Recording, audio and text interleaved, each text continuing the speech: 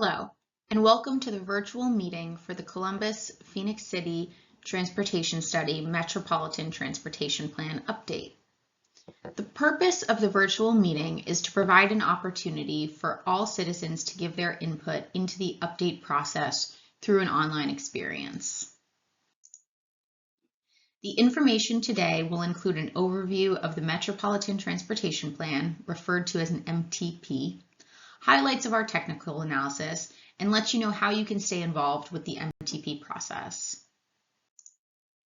Let's take some time to introduce the MTP and the MPO planning process. The Columbus-Phoenix City Transportation Study Metropolitan Planning Organization, which we will refer to as the MPO moving forward, is the federally designated organization responsible for programming federal transportation funds in the Columbus-Phoenix City region. As such, they are responsible for directing available transportation funding toward projects that best meet the overall transportation needs of the region. To help guide the process, the MPO is governed by a policy committee with representatives from your local government, such as Columbus-Muskogee County and Phoenix City. The Metropolitan Transportation Plan, or the MTP, identifies needed transportation investments for the region based on several different data sources. It typically covers a 25 to 30-year planning horizon. This MTP has a horizon year of 2050. Because regional goals and transportation needs change over time, it is updated every 5 years to reflect those changes. It also addresses facility needs for all modes of transportation, including roadways, sidewalks, trails, and transit. The MTP is scheduled to be adopted in November 2024.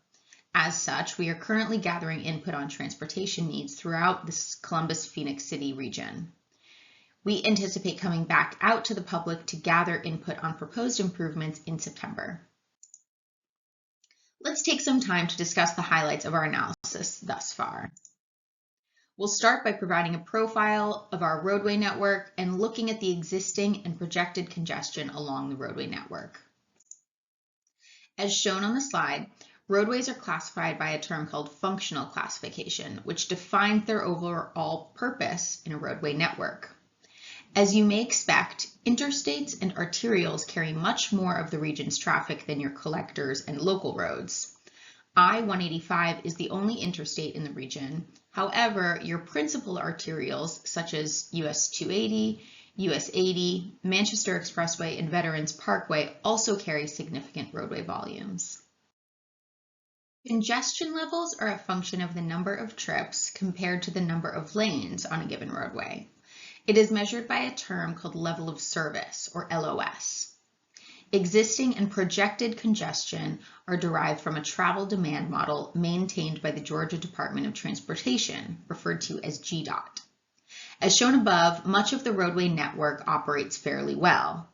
The roadways operating under congested conditions are segments of I-85, areas near the I-85 interchanges, and the bridge crossings over the Chattahoochee River.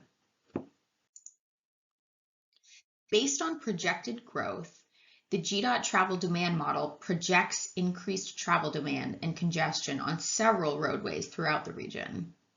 The areas projected for the most growth are the Alabama portions of the MPO. Based on this level of congestion, the MTP will propose improvements to alleviate these conditions through 2050. Pedestrians and bicyclists is also an important consideration of the MTP. When assessing the overall bicycle and pedestrian network, the areas in and around downtown Columbus are well served. However, better connectivity is needed to many of the region's schools, parks, and other community facilities. The area with the highest pedestrian activity today is downtown Columbus. However, there is also a significant number of pedestrians along the city's arterial roadways. Another key element addressed in the MTP is safety. When examining safety, a key factor is addressing conditions along your arterial routes. These are the roadways that typically connect residents to their employment, shopping, and other everyday needs. While arterials make up only 20% of the overall network, approximately 60% of all crashes occur on arterial roadways. Promoting pedestrian and bicycle safety is also very important. 1 out of every 4 crashes involving pedestrians results in serious injury or death, compared to only 1 out of every 50 auto accidents. As shown, the intersection of US 280 and US 80 in Phoenix City has a high number of crashes. Other roadways with high crash locations include I-185, Manchester Expressway, and Veterans Parkway. A high number of pedestrian crashes occur in downtown Columbus and along some of the region's more traveled arterials, including Manchester Expressway, Veterans Parkway, and Victory Drive. With bicycle crashes, Phoenix City has 3 high crash locations, including the intersection of US 280 and US 80, 14th Street/Crawford Road, and 13th Street. Bicycle crashes also occur along the arterials of Veterans Parkway, Manchester Expressway, and Buena Vista Road. The MTP also strives to connect the region to its transit network. In addition to on-demand services, the region is served by 2 fixed route services. Metro provides service in the Columbus area, and PEX provides service in Phoenix City. It is important to recognize that certain segments of the population are more dependent on transit.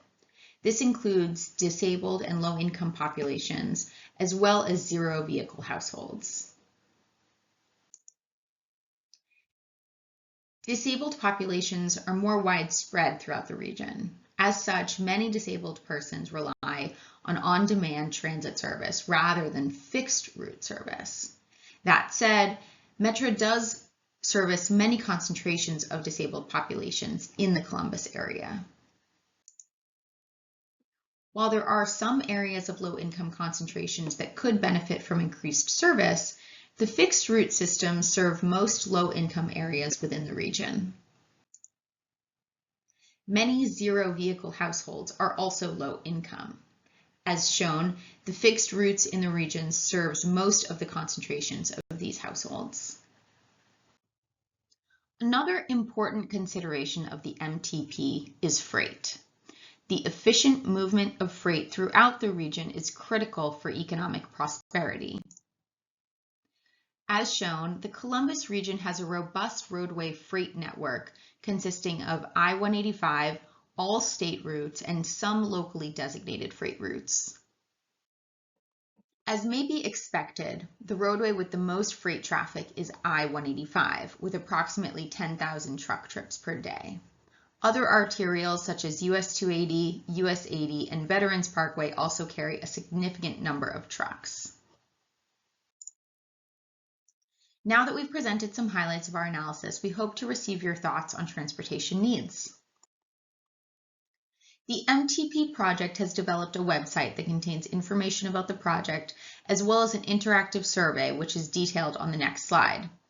The website can also be accessed by scanning the QR code into your mobile device. Of course, you can also email the project team with your comments or questions.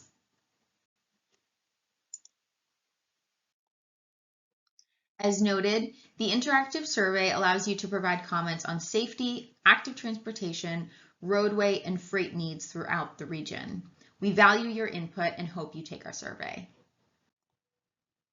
Stay tuned for our next public meeting, which will be held in September. Thank you very much, and we will leave you with a link to our website, survey, and email address. Thank you again for your time.